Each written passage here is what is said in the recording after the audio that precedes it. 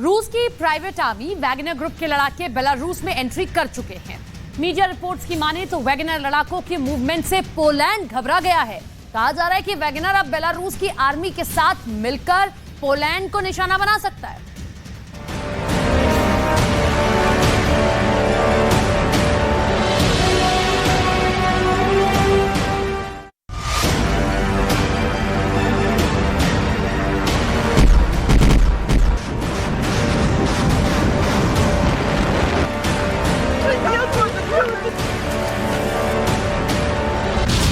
Ukraine, Kherson, Dnipro नदी।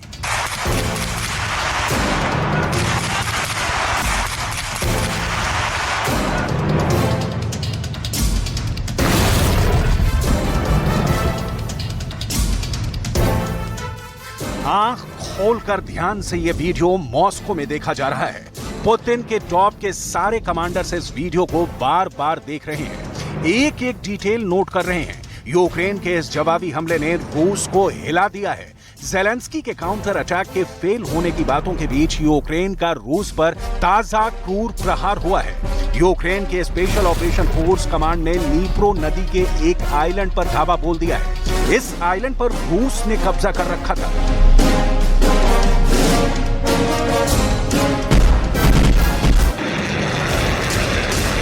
कब्जा रूस का और सत्ता पुतिन की। उस पर ज़ेलेंस्की ने करारा जवाब दिया है। नीप्रो की धाराओं को खौलाती हुई यूक्रेन की बोटें तबाही की तस्वीर उकेर रही हैं।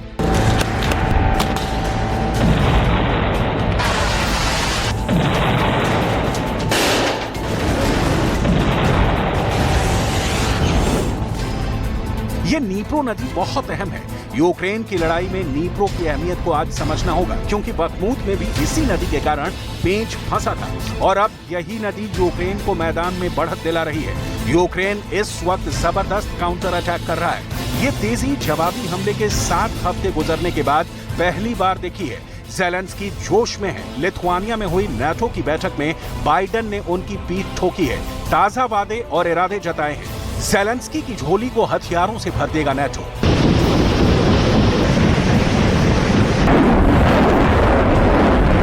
इतना कि रूस से उठने वाले धुआं और बारूद में फर्क करना मुश्किल हो जाए। लेकिन इसकी डिटेल आगे कि नाटो ने ऐसा प्लान बनाया है जिससे पुतिन का पार पाना असंभव तो नहीं, लेकिन मुश्किल जरूर होगा। उसके पहले नीप्रो नदी। नीप्रो नदी बेलारूस और यूक्रेन से होते हुए काला सागर में बहने से पहले रूस के स्मोलेंस्क के पास वल्दाई पहाड़ियों से निकलती है। ये यूक्रेन और बेलारूस की सबसे लंबी नदी है और वोल्गा, डेन्यूब और यूराल नदियों के बाद यूरोप की चौथी सबसे लंबी नदी है। नीप्रो यूक्रेन की अर्थव्यवस्था के लिए एक अहम जलमार्ग है और नीपर बग शहर के जरिए यूरोप के दूसरे जलमार्गों से जुड़ा हुआ है।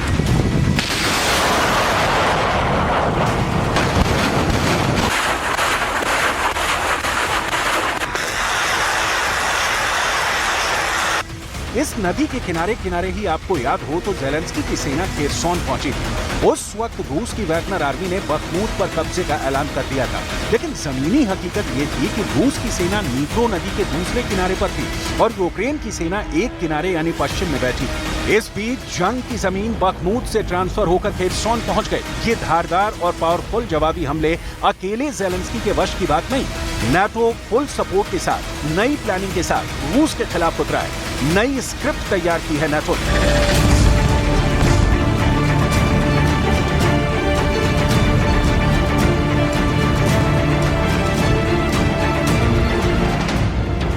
नाटो ने रूस की सीमा से सटे लिथुआनिया में शिखर सम्मेलन के बाद अब बड़ा हवाई अभ्यास किया है। इस दौरान नाटो ने हवा में दुश्मन की मिसाइलों और लड़ाकू विमानों को मार गिराने का अभ्यास भी किया। इस अभ्यास के दौरान नाटो देशों के लड़ाकू विमानों में हवा में ईंधन भी भरा गया।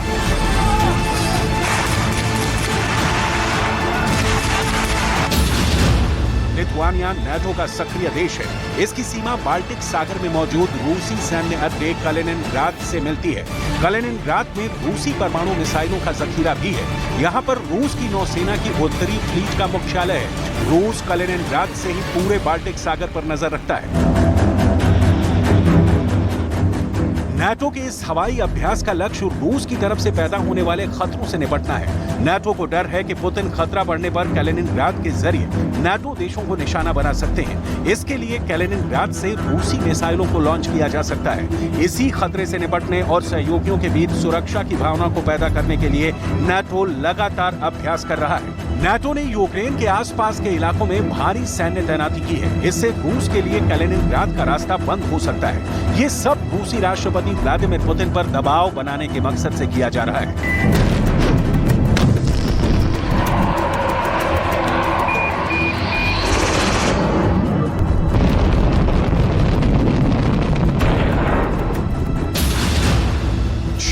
हजार ट्रूप्स, करीब 100 एयरक्राफ्ट, 27 वॉरशिप। नाटो की यूरोप में ये ताजा तैनाती है। वैसे एक बात आपको भी जरूर जाननी चाहिए कि नाटो के पास बतौर संगठन सिर्फ वार्निंग रेडार प्लेन और कुछ ड्रोन है। बाकी सदस्य देश ही अपने पैसों से नाटो को हथियार, टैंक, मिसाइल या तोपें देते हैं। लेकिन 31 देशों का संगठन तुर्की जैसे विरोधी विचारधारा वाले सदस्यों के बावजूद बहुत मजबूत है। इतना कि पुतिन को यह सीधा चैलेंज कर सके। नाटो की नई प्लानिंग देखिए।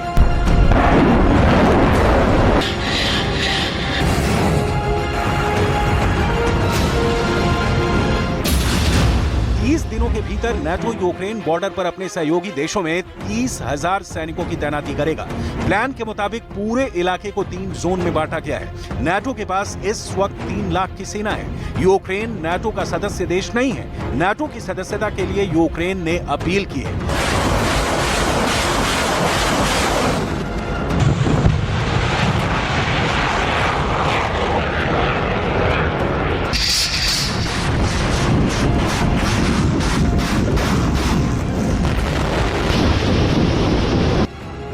नाटो बहुत सोच समझकर चाले चल रहा है। उसकी रणनीति है पुतिन को थकाने की, पुतिन के टैंकों और मिसाइलों की तादाद को घटाने की, रूस को कमजोर कर देने की। 2021 में ही जब रूस ने अपने पांव पसारने शुरू किए, तब नाटो के कान खड़े हो गए, क्योंकि नाटो ने रूस की भौगोलिक घेराबंदी पहले से कर रखी है।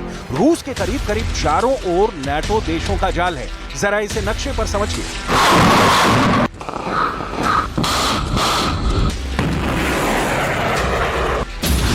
2004 में नाटो से सोवियत संघ का हिस्सा रहे 3 देश लातविया, एस्टोनिया और लिथुआनिया नाटो से जुड़ गए। ये तीनों ही देश रूस के सीमावर्ती देश हैं। पोलैंड, रोमानिया और बुल्गारिया जैसे यूरोपीय देश भी नाटो के सदस्य बन चुके हैं। ये सभी देश रूस के आसपास हैं। इनके और रूस के बीच सिर्फ यूक्रेन पड़ता है। यूक्रेन कई साल से नाटो से जुड़ने की कोशिश करता रहा है।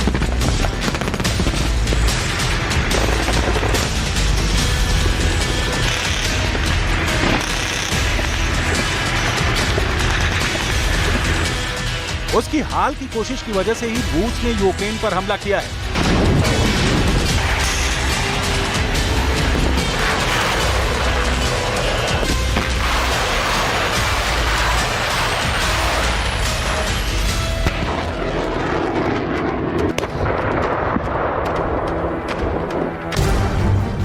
बेलारूस को छोड़कर रूस के सारे पड़ोसी नाटो में शामिल हो गए हैं।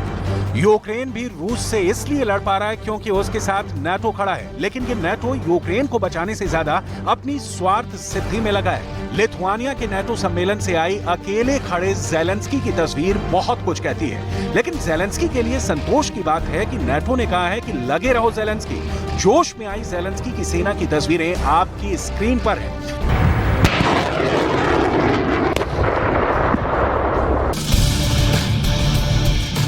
नाटो देशों ने एक साथ मिलकर अब तक कई जंग लड़ी हैं, जैसे अफगानिस्तान और इराक, लेकिन इस दौरान उन्हें कोई बड़ा डिफेंस प्लान बनाने की जरूरत महसूस नहीं हुई है।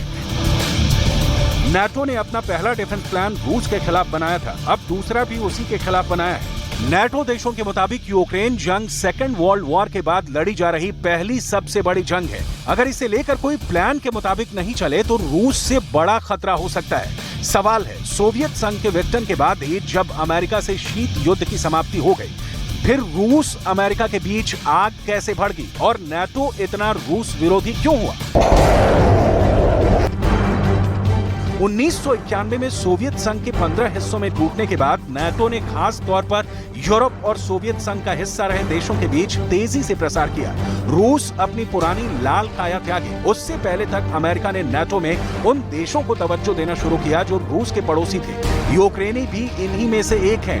पश्चिमी शक्तियों की चौधराहट कायम रखने की मंशा और पुतिन की उसे कुचल देने वाली रणनीति का नाम ही रूस यूक्रेन महायुद्ध है।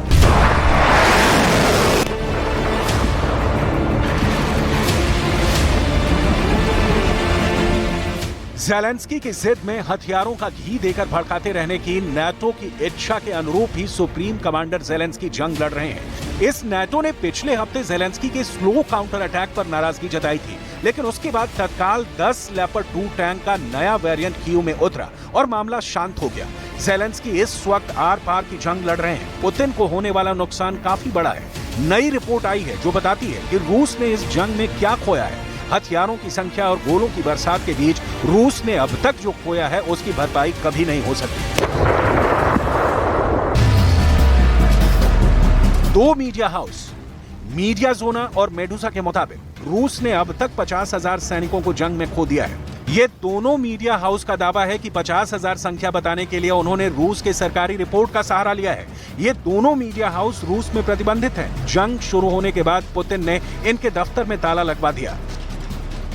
असल में युद्ध में कितने रूस के सैनिक मारे गए इसका सही आंकड़ा कभी सामने नहीं आया, बल्कि अलग अलग रिपोर्ट्स जारी होती रहीं। यूक्रेन के रक्षा मंत्रालय का दावा है कि उसने जंग में 2,40,000 रूस के सैनिक मार डाले, लेकिन अब मीडिया रिपोर्ट बता रही है कि इसकी संख्या 50,000 है।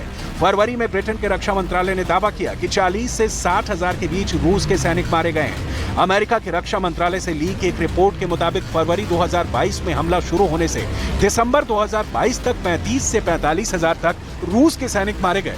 ब्रिटेन के रक्षा मंत्रालय की रिपोर्ट के मुताबिक रूस हर दिन अपने 400 सैनिकों को मरते हुए देख रहा है।